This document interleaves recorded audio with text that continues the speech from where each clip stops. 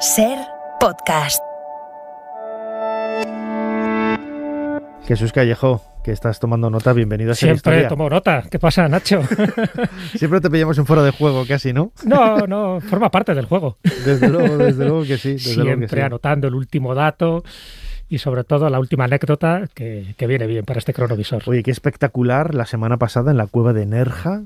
Eso sí que era un marco incomparable, ¿eh? No, desde luego. Bueno, de hecho, es la primera vez que hacemos un programa de estas características dentro de una cueva, de esa cueva en concreto, que tiene su magia y su misterio. Y bueno, como decía nuestra querida compañera Ana, dice, a ver cómo superamos esto.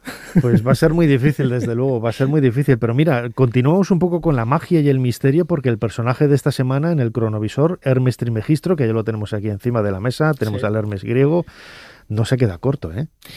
No se queda corto. Lo que pasa es que, claro, este es un personaje que es la mezcla de varios personajes. No se puede hablar estrictamente de un personaje histórico, es un personaje legendario, más bien es la mezcla de dos dioses, del dios Top por la parte egipcia y del dios Hermes por la parte griega, el que luego se convertiría en Mercurio en la mitología romana. Y claro, ya toda esa mezcla le hace, por una parte, estar en ese tiempo y espacio neblinoso, ¿no? Es de la época egipcia, es de la época griega, es de la época hebrea, en fin, se le atribuyen muchísimas etapas, incluso contemporáneo de Moisés, otros dicen que era Abraham, o sea, para que veas un poco el cacao mental que hay alrededor de Trismegisto, que en griego significa Hermes, el tres veces grande. Luego comentaremos un poco por qué se le denomina así. Pero sobre todo, yo creo que eso es lo más interesante, porque ha dado pie a una serie de nombres que la gente los utiliza de forma alegre y casi arbitraria sin darse cuenta de que el origen procede de Hermes. Por una parte, hermético, es decir, cuando tú estás sellando algo impenetrable para que no pase ni siquiera el aire, es decir, viene de ahí un poco de esa simbología y de ese ocultismo que rodea la figura de Hermes Trismegisto. Por otra parte estaría el hermetismo, ese conjunto de teorías filosóficas y también religiosas que dieron lugar a ese corpus hermético, luego lo comentaremos. Y por otra parte también la hermenéutica, es decir, cómo interpretar el significado oculto de algunos textos. Bueno, pues todo eso viene de Hermes, precisamente por esa parte mistérica, por esa parte esotérica y por esa parte, vamos a llamarla así, ambigua y simbólica, que aúna un sincretismo que procede de la época helenística, pero helenística egipcia, y que luego se desarrolla sobre todo en la Edad Media y en el Renacimiento. En el Renacimiento ya sabes que se vuelve otra vez a esos valores clásicos, y Hermes reunía muchísimos elementos para considerarle, por ejemplo, el padre de la alquimia, en fin, el que contiene todos esos secretos insondables de la creación, no solo del mundo, sino también del ser humano, y claro, se le atribuyen muchísimos textos. El que se le atribuyen muchísimos textos a Hermes Trismegisto es como el que se le atribuye a Salomón. Es decir, la mayoría no tiene nada que ver con él, pero da caché, da pedigrí.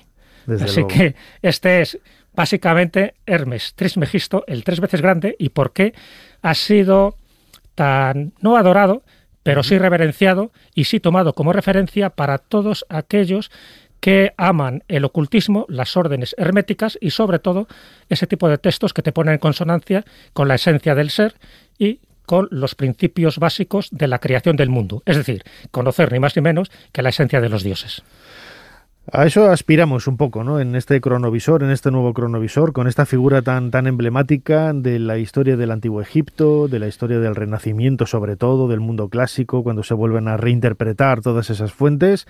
Y bueno, pues tenemos como siempre, Jesús, delante de nosotros el teclado del cronovisor. ¿Cuál es la fecha que nos propones esta semana? Una fecha reciente, el 5 de marzo del 2019.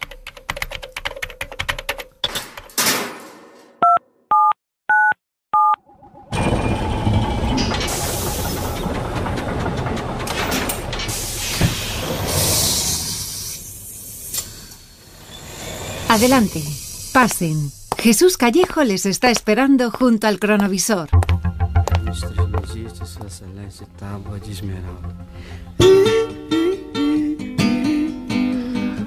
Jesús, nunca me habías traído de verbena.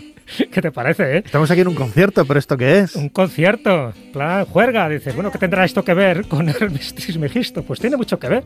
Encontrar una fecha en el cronovisor para este personaje legendario que posiblemente no existió, como te puedes imaginar, era complicado. Vamos a escuchar un poco, vamos a escuchar. La tabla esmeralda habla. Claro. Y el que canta es Jorge Ben-Jor. Es un cantante, compositor, guitarrista brasileño. Estamos ahora en el Parador Internacional, el P12, en Florianópolis, en Brasil. Florianópolis es la capital del estado de Santa Catarina, en la región del sur de Brasil. Y claro, estamos en un concierto. Este personaje, este cantante, aquí en España, bueno, es relativamente conocido. Es muy conocido sobre todo por el que le gusta la música brasileira. Pero bueno, en Brasil es todo un dios, ¿no? Es un personaje ya con una edad. Este disco y sobre todo esta canción forma parte de un LP que se publicó en el año 1974, con una reedición en el 2009. Y es una de esas canciones que continuamente casi lo obligan a cantar, ¿no? ¿Por qué? Sencillamente porque está haciendo referencia a una de las grandes pasiones que tiene Jorge Ben-Jor, que es el ocultismo, que es la alquimia y sobre todo que es la tabla esmeralda. Esta canción se titula así, la Tabua Esmeralda, es decir, la tabla de esmeralda, que es uno de los mejores discos de su larga carrera. Y en concreto nos está haciendo mención en la letra, ahora traduzco si quieres un poquillo sí, con mi portugués, con mi portuñol, pero traduzco un poco porque... Sí, como dice nuestro amigo Pablo Villarrubia. Claro, efectivamente, nuestro querido Pablo. Pues parte del texto tiene que ver con los principios y los axiomas de la tabla de esmeralda. La tabla de esmeralda es una tabla también legendaria que supuestamente procede de la época egipcia, escrita en una tabla, en una mesa de esmeralda, con 13 principios, 13 axiomas, cada cual más críptico o más arcano. Bueno, pues lo que está cantando Jorge Ben-Jor es... Parte de esa letra está diciendo: el sol es tu padre, la luna es tu madre, el viento te ha traído en tu vientre, la tierra es tu nodriza y receptáculo. Claro, dicho así la gente dirá, este se ha vuelto loco. No, tiene que ver con esos principios herméticos. Vuelve a decir dentro del estribillo: tu fuerza o poder está completo si se convierte en tierra. Separadas la tierra del fuego y lo sutil de lo espeso, dulcemente con mucho cuidado, porque asciende de la tierra y desciende del cielo, y recibe la fuerza de las cosas superiores y de las cosas inferiores. Esto es un texto alquímico, puro y duro. Y luego dice: así tendrás la gloria del mundo y toda la oscuridad huirá de ti, y toda la oscuridad huirá de ti.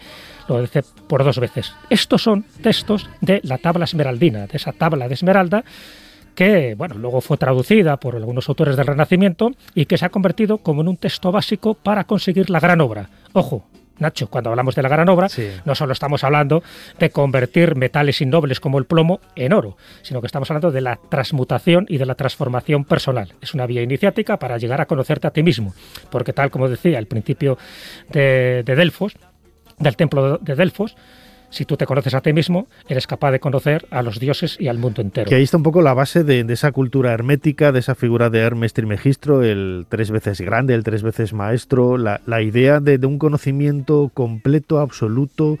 Decía, ¿no?, en el Renacimiento, ¿no?, que Hermes había dejado en algún libro, en alguna fuente que no ha llegado hasta nosotros, ¿no? Ese libro perdido de Thoth, ese libro perdido de Thoth. Hace unas semanas yo dedicaba en mi canal de YouTube, Dentro de la Pirámide, un vídeo precisamente a hablar un poco de la historia de Hermes Trismegistro y de este libro perdido de Hermes, ¿no?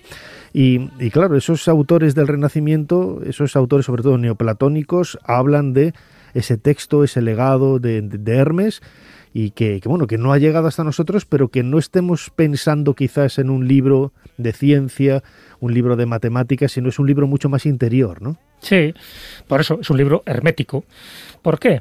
Porque a Hermes Trismegisto, ya digo, que es una especie de mezcla del dios Thoth y del dios Hermes. Los dos tienen una característica común, son psicopompos, quiere decir que son heraldos o mensajeros, no solo también de los dioses, sino de los que transportan las almas hacia el otro lado, es decir, hacia el Hades, hacia el inframundo.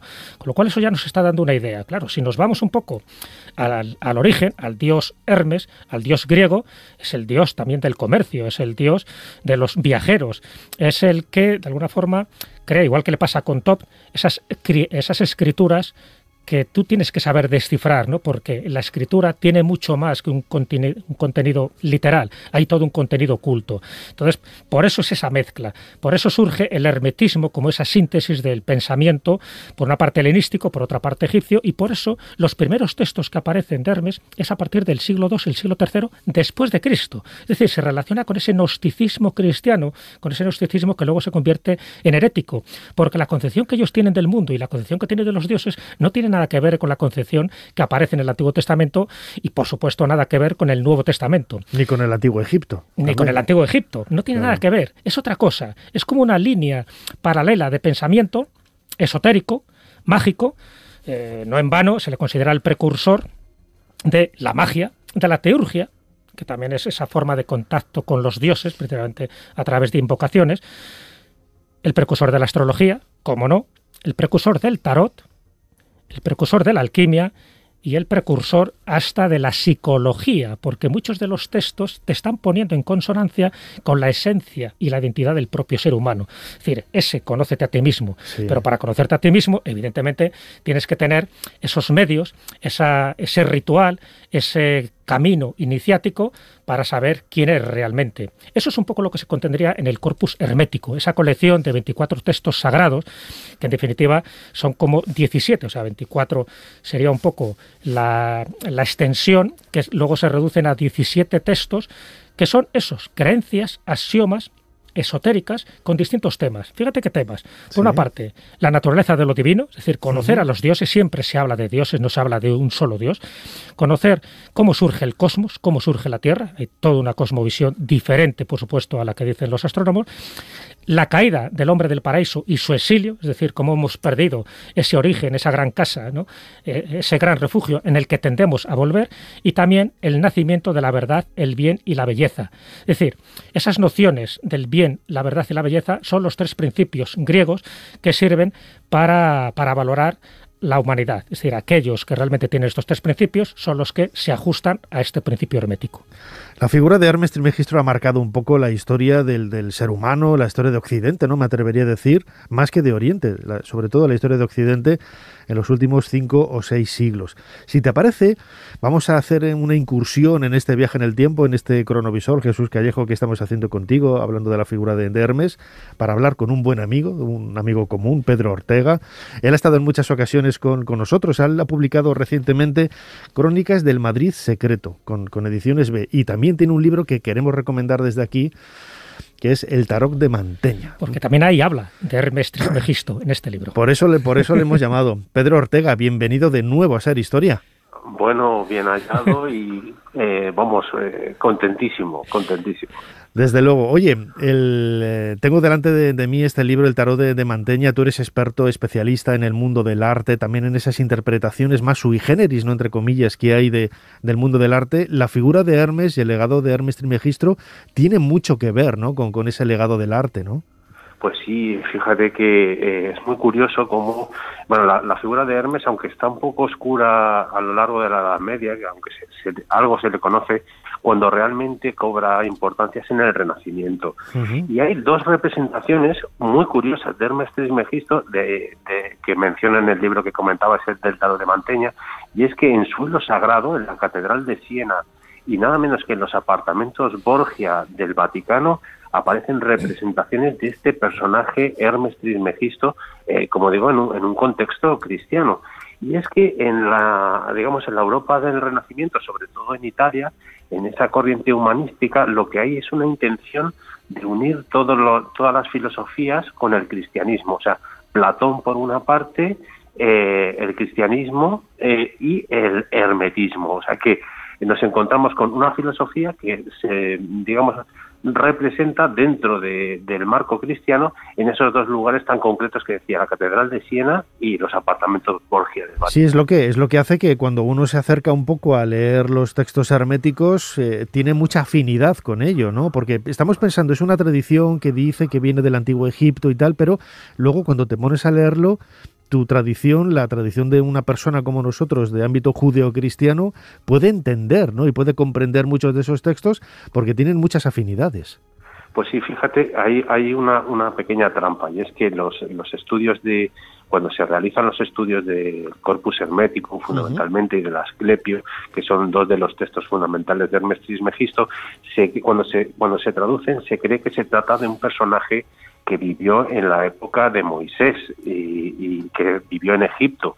Pero lo que sabemos realmente desde los estudios filológicos que han examinado esos textos es que provienen probablemente del siglo I o II de nuestra era, del mundo, eso sí, egipcio-copto, que de eso conoces tú muy bien, Nacho, y que, digamos, fueron autores posteriores a este Hermes Trismegisto. O sea que estaríamos hablando de unas crónicas muy posteriores en el tiempo y atribuidas a un personaje que realmente pues no existió, ¿no? Uh-huh.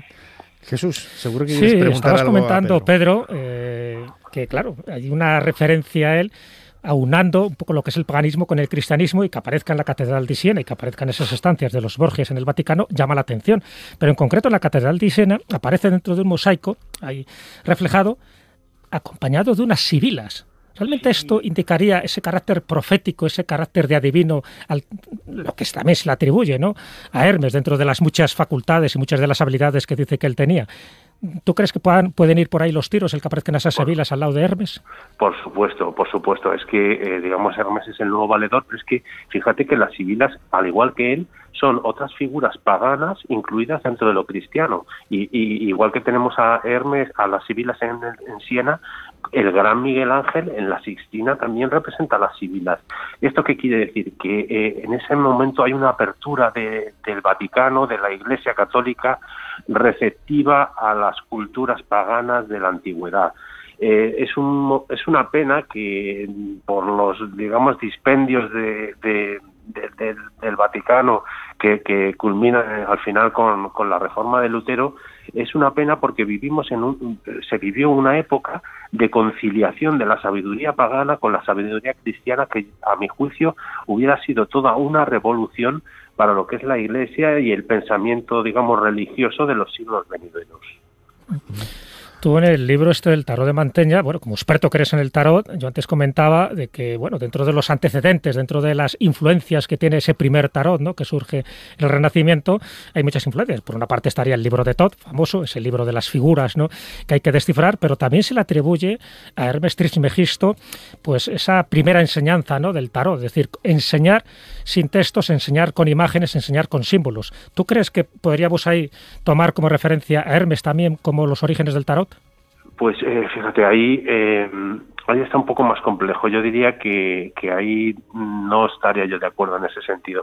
Es verdad que Hermes es uno de los protagonistas del Renacimiento en el contexto en el que surge el tarot. Pero el primer tarot, y digamos, el tarot que ha cuajado sería el tarot de la familia de tarots Visconti, que surgen aproximadamente en los años 40 del siglo XV en Milán, y que son los que van a, digamos, los que tienen los 22 arcanos mayores, que van a derivar en lo que será luego el tarot de Marsella, el Rider White y, digamos, los tarots actuales. Donde yo propongo la influencia es en el tarot de Mantegna, que es no es, yo digo a veces un poco con sorna, que ni es un tarot ni es de Mantegna, porque son 50 arcanos mayores y Mantegna, el pintor, no los realizó. ¿Yo qué digo de este tarot de Mantegna? Que es una recopilación en forma de imágenes de la sabiduría del medievo que llega al Renacimiento y que va a dar lugar a toda una cultura de representaciones alegóricas de conceptos a través de imágenes, en concreto pues de personajes, de personificaciones, ¿no?, antropomórficas, como personajes, pues como podemos ver en ese tarot de Mantegna, pues las virtudes, los saberes que serían el trivium y el quadrivium, Apolo y las musas, las condiciones del hombre. Digamos que es como una Biblia pauperum, la Biblia de los iletrados que se tenía en el medievo, ¿no?, de que como la gente no sabía leer, en las catedrales se representaban las imágenes cristológicas, pues a partir del Renacimiento esa Biblia pauperum se desarrolla en libros como puede ser la iconología de Cesare Ripa, en el cual se recogen toda una serie de conceptos representados a través de imágenes y que van a servir de modelo sobre todo a los pintores de la Edad Moderna en adelante, para representar, digamos, esos conceptos y esconder o utilizar esas imágenes, digamos, como referencia para aplicarla a los cuadros alegóricos. Lo importante de todo es que quizás esa información queda escondida, ¿no?, solamente para los iniciados, que es lo que le da ese interés y esa magia, ¿no?, y ese aspecto tan singular en esos reflejos que tiene la figura de Hermes Trismegisto y su legado en el mundo del arte. Recomendamos a todos el tarot de Mantegna. y la sabiduría arcana del Renacimiento, un trabajo de Pedro Ortega, nuestro invitado, y también ese libro, Crónicas del Madrid Secreto, publicado por Ediciones B. Como siempre, Pedro Ortega, compañero, amigo, muchísimas gracias por habernos ayudado a hacer un poquito más de historia. Gracias a vosotros y un abrazo grande. Un abrazo, Pedro.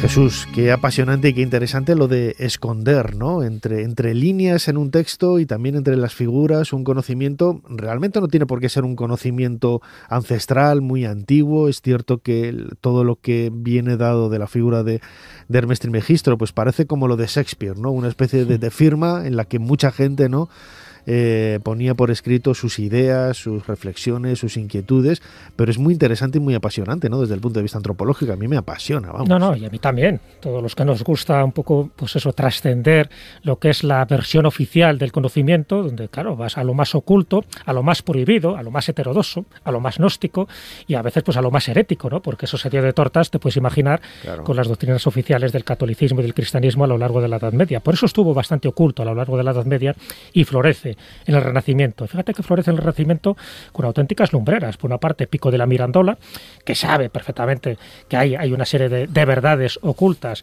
que hay que saber no solo descifrar, sino también experimentar. Y por otra parte está Basilio Ficino. Basilio Ficino, un humanista florentino, que es el que traduce ese texto al latín, y el que más o menos especifica por qué se le llamaba así, el 3 veces grande, porque él decía que era grande como filósofo, grande como sacerdote y grande como rey.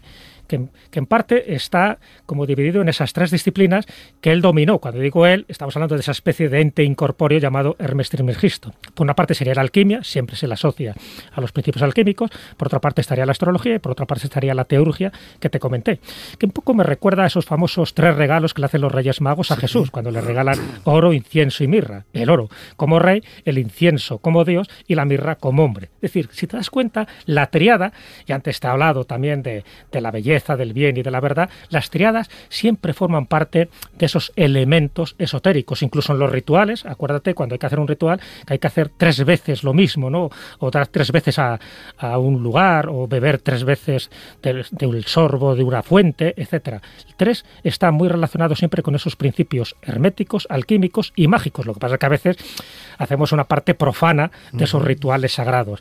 Y claro, como tú bien decías, Nacho, se le atribuyen muchísimos textos. Además del Corpus Hermeticum está, bueno, el Poimandres, que algunos lo ponen como separado, pero realmente sería el primer tratado, ¿no?, que tiene que ver con la creación del mundo. Estaría la Asclepius, algunos se le atribuyen a Puleyo, la Asclepius sería ese discurso de iniciación.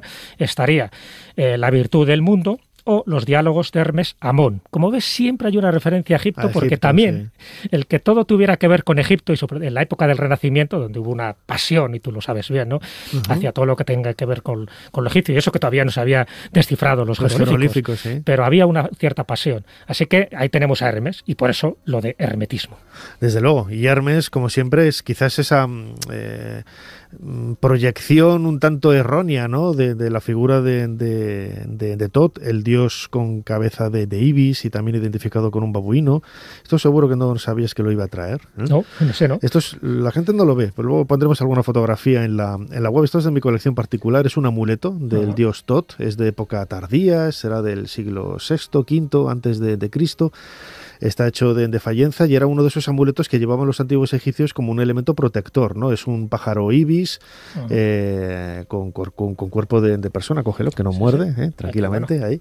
Y es uno de esos, pues de esos argumentos, argumentos y amuletos más comunes, ¿no?, en Egipto, precisamente quizás por esa extensión, luego a partir de época helenística, de época griega, tuvo tanto apego, ¿no?, y tanta extensión la figura de Hermes, ¿no?, el Tot de los antiguos egipcios, ¿no?, con ese agujerito, lo vemos aquí a un lado para llevarlo colgado del pecho, y hace ilusión, ¿no?, tenerlo, porque seguramente alguna persona, un hombre o una mujer, pues hace casi 2500 años llevó algo como esto colgado del pecho, buscando esa protección sobre algo, ¿no?, que pudiera contravenir un poco su cotidianidad, su normalidad, ¿no? Qué bueno.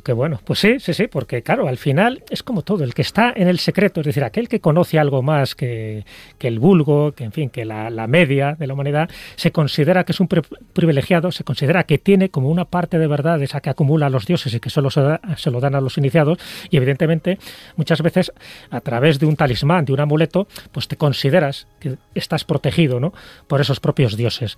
Y un poco por terminar, Nacho, porque más de uno estará diciendo, bueno, pero han citado muchos textos, pero no han citado el Kybalión. El Kybalión, claro, sí. Bueno, el Kybalión, por unos, sabes que hay doctrinas y movimientos de todo tipo, ¿no? Unos consideran que sí forma parte de esa tradición hermética y otros consideran que no habría que meterle dentro de las enseñanzas sagradas y secretas que tuvo Hermes Trismegisto.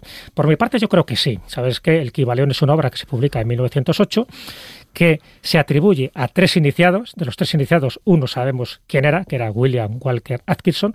Este hombre, estadounidense, estaba adscrito a esa llamada, ¿cómo te diría?, como una corriente filosófica llamada el Nuevo Pensamiento, que estaba vinculado al hermetismo, que estaba vinculado al misticismo y, como no, también a la alquimia. Y entonces, esos 7 principios, para mí sí que resumen muy bien un poco lo que sería el corpus hermético, pero de una forma mucho más accesible, por decirlo así. Fíjate que el primero es el mentalismo, cuando te dice todo es mente, el universo es mental. Cuando te dice el segundo principio de la correspondencia, como es arriba es abajo, como es adentro es afuera. Eso es una de las frases, yo creo, prototípicas, más repetidas en la historia, de no solamente del esoterismo, sino también casi de la cotidianidad de la vida normal, porque es algo que ha llegado como una especie de refrán, ¿no? Exacto. Eso forma parte ya de la tabla esmeraldina y también aparece en este Kybalión, que en el fondo lo que te está diciendo es que el macrocosmos, considerado como el universo, es muy parecido al microcosmos, considerado como nuestro pequeño universo, es decir, nuestra esencia como seres humanos. Te habla de la vibración, nada es inmóvil, todo se mueve, todo vibra. Esto es algo pitagórico, esto es algo que ya decía Platón, esto es algo que decían las escuelas estoicas. Te habla de la polaridad, todo es doble, todo tiene 2 polos, todo tiene su par de opuestos. Te habla del principio del ritmo, todo fluye y refluye, todo tiene sus periodos de avance y retroceso. Y eso también ya te lo decía Heráclito. Te habla de la causa y el efecto, toda causa tiene su efecto y todo efecto tiene su causa. Y te habla del género, que es que todo existe como género por doquier, es decir, que todo tiene un principio masculino y un principio femenino y que se manifiesta en todos los planos. Es decir, para mí, en estos 7 principios básicos, luego está, claro, desarrollado. Yo tengo varios libros del Kybalión donde cada uno hace su interpretación de estos 7 principios. Estarás conmigo, Jesús Callejo, crononauta, en que al final Hermes Trismegisto nace en el Renacimiento como una figura casi doctrinal y se ha convertido prácticamente en una religión, y hay gente que cree, ¿no?, en la existencia del libro de Thoth, ese libro perdido, y de toda esta sabiduría que es cierto, la sabiduría está ahí, la ética, la moral que proyectan esos textos está ahí, nadie la puede negar, ¿no? Pero se ha convertido casi en una religión moderna, ¿no? Sí, pero fíjate, yo iría más allá, es decir, va más allá de una religión. Es decir, huyen, precisamente estos principios herméticos, un poco lo que es el esoterismo en general, huye de una religión convencional. Pero es verdad que luego el judaísmo o los musulmanes pues también se apropian de esas enseñanzas, porque en el fondo, cierto, como todas las grandes religiones, pasa con el cristianismo con su parte esotérica, que es el gnosticismo, ¿no? Pasa con el judaísmo con su parte esotérica, que sería la cábala, y pasa también con el islam, que su parte esotérica sería el sufismo. Es decir, todos luego tienen esa parte más mistérica, más iniciática, solo reservada a una serie de personas que realmente se lo merezcan, que esos conocimientos les sirvan para desarrollarse como seres humanos, que es el principio de la gran obra, es decir, lo que busca cualquier alquimista. Y claro, es como una metarreligión. Es más un movimiento filosófico, es más un movimiento de principios éticos y morales de cómo se tiene que desarrollar el ser humano con los demás, pero también su contacto con los dioses. Claro, evidentemente aquí sí que ya estamos hablando de un sincretismo donde te relaciona el mundo pagano con el mundo cristiano, pero también con el mundo judío y con el mundo islámico. Eso es lo que hace que el hermetismo, Hermes Trismegisto, a día de hoy siga siendo un personaje inmortal. Personaje inmortal, desde luego. Hermes Trismegisto, ese Mercurio luego de los romanos, ese dios vinculado a la magia, a la salud, muchos elementos derivados, ¿no?, y reflejados de ese antiguo dios Thoth. el dios con cabeza de ibis de los antiguos egipcios, con una serie de arquetipos que en definitiva, bueno, se van proyectando en una cultura y en otra cultura.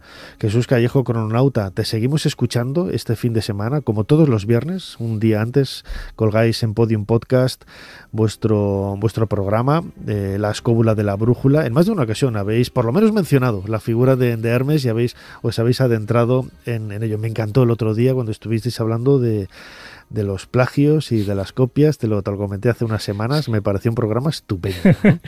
Sí, porque al final hay mucho negro literario, hay mucho plagiador en distintos ámbitos, no solo en el mundo literario, sino también en la música y también en el arte. Pero bueno, sí, poniendo ejemplos es como mejor se ve y también es una de esas artes imperecederas donde pase lo que pase, siempre habrá alguien que intentará mejorar y en otros casos plagiar a los que son mejores que ellos. En esta ocasión me hacía muchísima ilusión tomar el tema de Hermes Trismegisto, lo comentaba antes, ¿no? En mi canal de YouTube Dentro de la Pirámide y también en mi podcast Dentro de la Pirámide, es un tema que hemos abordado en varias ocasiones. Y Hermes Trismegisto, ¿no? Ese gran eco de la cultura del pasado que todavía sigue muy vivo en el presente. Como siempre, crononauta Jesús Callejo, muchísimas gracias una vez más por habernos ayudado a hacer un poquito más de historia. Muchísimas gracias a ti, Nacho. Y que sigamos esquivando el bicho, ¿eh? Ahí, lo más importante. De momento tocamos madera, claro que sí. Suscríbete a Ser Historia. Todos los episodios y contenidos adicionales en la app de Cadena Ser y en nuestros canales de Apple Podcast, Spotify, iVoox, Google Podcast y YouTube. Escúchanos en directo en la Ser los domingos a la 1:30 de la madrugada. Cadena Ser. La radio.